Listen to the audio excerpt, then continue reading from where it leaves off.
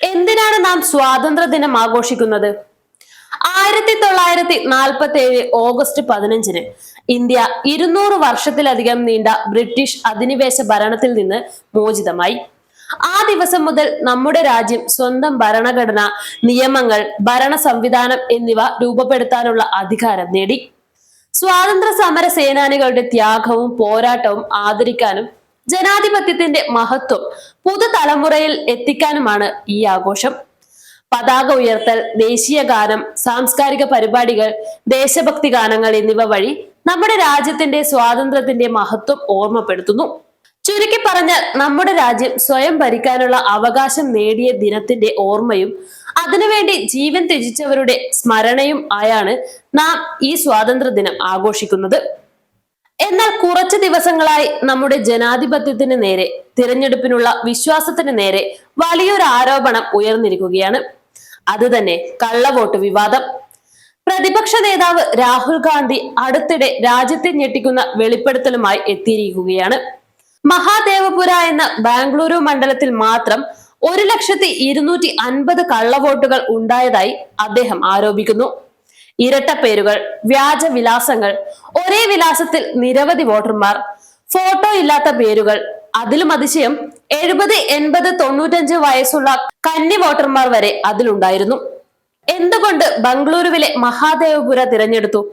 2024 നടന്ന ലോക്സഭാ തിരഞ്ഞെടുപ്പിൽ ബംഗളൂരു സെൻട്രലിൽ കോൺഗ്രസ് സ്ഥാനാർത്ഥിയായി കളത്തിലിറങ്ങിയ മൻസൂർ അലിഖാന്റെ തോൽവി അപ്രതീക്ഷിതമായിരുന്നു. അഭിപ്രായ വോട്ടെടുപ്പിലും എക്സിറ്റ് പോളിലും കോൺഗ്രസിന്റെ ആഭ്യന്തര സർവേയിലും മൻസൂർ അലിഖാൻ ജയിക്കുമെന്നായിരുന്നു കണ്ടെത്തൽ. അതിനാൽ തന്നെ തോൽവിയിൽ ഖാന് ചെറിയ ചതി മണത്തു. തന്റെ മണ്ഡലത്തിനു കീഴിൽ 8 നിയമസഭാ മണ്ഡലങ്ങളിൽ സർവജ്ഞ നഗർ, CV രാമൻ നഗർ, ശിവാജി നഗർ, ശാന്തി നഗർ, ഗാന്ധി നഗർ, രാജാജി നഗർ, ചാംരാജ്പേട്ട് എന്നിവിടങ്ങളിൽ നിന്നായി 82,000 വോട്ടിന്റെ ഭൂരിപക്ഷം മൻസൂർ അലിഖാൻ ഉണ്ടായിരുന്നു. എന്നാൽ മഹാദേവപുര എന്ന ഒറ്റ മണ്ഡലത്തിൽ മാത്രം 1.15 ലക്ഷം വോട്ടിന്റെ ലീഡ് BJP സ്ഥാനാർത്ഥി PC മോഹന് ലഭിച്ചു. അദ്ദേഹം ജയിച്ചു. തന്റെ സംശയങ്ങൾക്ക് ബലം നൽകുന്നതാണ് അലിഖാന്റെ പ്രസ്താവന എന്ന് ബോധ്യപ്പെട്ട രാഹുൽ തന്റെ മീഡിയ ഗ്രൂപ്പിലെ 40ഓളം പേരെ ബംഗളൂരുവിലേക്ക് നിയോഗിച്ചു. തിരഞ്ഞെടുപ്പ് കമ്മീഷന് മണ്ഡലത്തിലെ വോട്ടർ പട്ടികയുടെ ഇലക്ട്രോണിക് പകർപ്പ് കിട്ടാൻ പാർട്ടി രേഖാമൂലം അപേക്ഷിച്ചു. എന്നാൽ കമ്മീഷൻ ഇതിന് തയ്യാറായില്ല. കമ്മീഷൻ നിലപാടിനെതിരെ രാഹുൽ ലോക്സഭയിൽ പ്രസംഗിച്ചു, മാധ്യമങ്ങളിൽ ലേഖനം എഴുതി, പൊതുയോഗങ്ങളിൽ പ്രസംഗിക്കാനും തുടങ്ങി. ഇതോടെ ഒടുവിൽ വോട്ടർ പട്ടികയുടെ കടലാസ് പകർപ്പ് കമ്മീഷൻ നൽകി. 7 അടിയോളം ഉയരത്തിലുള്ള കടലാസു കെട്ടുകൾ. അപ്പോഴേക്കും 2 മാസം പിന്നിട്ടു. 40 അംഗ സംഘത്തിന്റെ മുന്നിലുള്ള ആദ്യ വെല്ലുവിളിയും ഇത്രയും കടലാസുകൾ സ്കാൻ ചെയ്ത് ഇലക്ട്രോണിക് പകർപ്പാക്കുക എന്നതായിരുന്നു. കുറച്ചു ഭാഗം സ്കാൻ ചെയ്ത് പരിശോധന തുടങ്ങിയപ്പോഴാണ് അടുത്ത ചതി മനസ്സിലായത്. ഈ കടലാസുകൾ ഒപ്റ്റിക്കൽ ക്യാരക്ടർ റെക്കഗ്നിഷന് സാധ്യമാകുന്നതായിരുന്നില്ല. ഇവ സ്കാൻ ചെയ്താലും ഇലക്ട്രോണിക് ഡാറ്റയാക്കാനാവില്ല. അതോടെ തിരഞ്ഞെടുപ്പ് കമ്മീഷന്റെ നടപടിയിൽ സംശയം ശക്തമായി. കടലാസുകളെല്ലാം ഫോട്ടോ എടുത്ത് സ്കാൻ ചെയ്യുന്ന നടപടിയിലേക്ക് നീങ്ങി. ഇലക്ട്രോണിക് ഡേറ്റയാക്കി കഴിഞ്ഞാൽ സെക്കൻഡുകൾ കൊണ്ട് ചെയ്യാവുന്ന ജോലിക്കായി നീക്കിവെച്ചത് 4 മാസം. ബംഗളൂരുവിലെ ഓഫീസിൽ തങ്ങി 40 ജീവനക്കാർ തങ്ങളുടെ കമ്പ്യൂട്ടറുകൾക്ക് മുന്നിൽ കുത്തിയിരുന്നുണ്ടാക്കിയ ഡാറ്റയാണ് പിന്നീട് വോട്ടർ താരതമ്യത്തിനായി ഉപയോഗിച്ചത്. ഫോട്ടോകൾ, വിലാസം, വീട്ടുപേര്, അച്ഛന്റെ പേര് തുടങ്ങിയവയിലെ സമാനതകൾ പരിശോധിച്ചപ്പോൾ കണ്ടെത്തിയ കണക്കുകൾ ഞെട്ടിക്കുന്നതായിരുന്നു. 11,965 ഇരട്ട വോട്ടുകൾ, 40,009 വ്യാജ വിലാസ വോട്ടുകൾ, 10,452 ഒരേ വിലാസ വോട്ടർമാർ, 4,132 ഫോട്ടോ ഇല്ലാത്ത, കൂടാതെ 33,692 കന്നി വോട്ട് ദുരുപയോഗം. മധ്യപ്രദേശ്, ഹരിയാന, തെലങ്കാന, കർണാടക തുടങ്ങി പല സംസ്ഥാനങ്ങളിലും സംശയാസ്പദമായ വോട്ടർ പട്ടികകൾ ഉണ്ടെന്നും 48 ലോക്സഭാ സീറ്റുകൾ വോട്ട് കവർച്ച നടന്നെന്നും രാഹുൽ ആരോപിക്കുന്നു. ജനാധിപത്യം രക്ഷിക്കണം, തിരഞ്ഞെടുപ്പിന്റെ വിശ്വാസം തിരിച്ചുപിടിക്കണം എന്നതാണ് അദ്ദേഹത്തിന്റെ വാക്കുകൾ.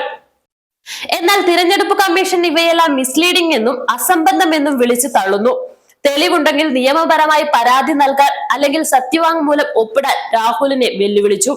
കൂടാതെ ഇതുവരെ കോൺഗ്രസ് ഇത്തരം ഒരു ഔദ്യോഗിക പരാതിയും നൽകിയിട്ടില്ലെന്നും കമ്മീഷൻ പറയുന്നു. ഇന്ത്യൻ നാഷണൽ കോൺഗ്രസ് ഇതിനെ തെരുവുകളിലേക്കും പാർലമെന്റിലേക്കും കൊണ്ടുപോയി. മാർച്ചുകൾ, സത്യാഗ്രഹങ്ങൾ, ഒപ്പുശേഖരങ്ങൾ, ഡൽഹി, പാട്ന, ഭോപ്പാൽ തുടങ്ങിയ പല നഗരങ്ങളിലേക്കും പ്രതിഷേധ പരിപാടികൾ നടക്കുന്നു. ഇതൊക്കെ നിലനിൽക്കുമ്പോൾ തന്നെ തൃശൂരിൽ നിന്നും കേന്ദ്രമന്ത്രിയും MP-യുമായ സുരേഷ് ഗോപിക്കെതിരായ വ്യാജ വോട്ട് പരാതി കോൺഗ്രസ് നേതാവായ TN പ്രതാപൻ ഉന്നയിക്കുമ്പോൾ ശരിക്കും സുരേഷ് ഗോപി തൃശൂർ എടുത്തതാണോ അതോ കട്ടെടുത്തതാണോ എന്ന വലിയ സംശയവും വീണ്ടും ഉയരുകയാണ്. സ്വാതന്ത്ര്യദിനം നമ്മളെ ഓർമ്മിപ്പിക്കുന്നത് സ്വാതന്ത്ര്യത്തോടെ വോട്ട് ചെയ്യാനുള്ള അവകാശവും അതിന്റെ വിശ്വാസ്യതയുമാണ്. ഈ കള്ളവോട്ട് ആരോപണങ്ങൾ സത്യമാണ് എങ്കിൽ അത് നമ്മുടെ ജനാധിപത്യത്തിന്റെ അടിത്തറ തകർക്കുന്ന ഒന്നായിരിക്കും. ജനങ്ങൾക്ക് വേണ്ടത് വ്യക്തമായ തെളിവുകളും സുതാര്യമായ തിരഞ്ഞെടുപ്പ് സംവിധാനവുമാണ്.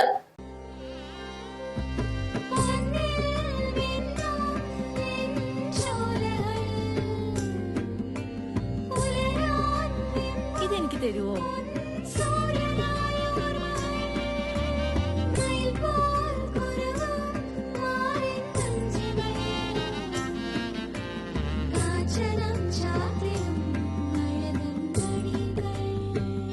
ചില ബന്ധങ്ങൾ പവിത്രമാണ്.